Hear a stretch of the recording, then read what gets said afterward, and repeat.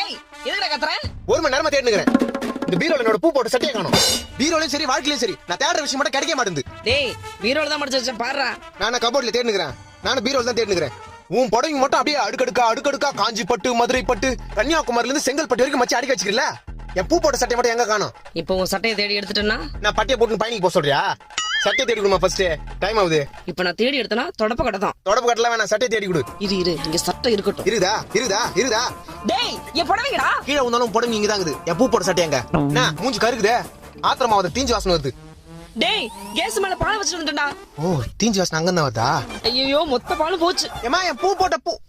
உன்னால என்னாச்சு பாத்தியா? அம்மா பால் தீஞ்சு போச்சு. என் பூ போட்ட சட்டமா? டேய் இங்க பால் தீஞ்சு போச்சுன்ற பூ போட்ட சட்டையா? இந்த கருத்து நீ ஏன் பாத்துட்டு இருக்கற? என் பூ போட்ட சட்டையே இதாமா. பூ போட்ட சட்டை இதுதானா?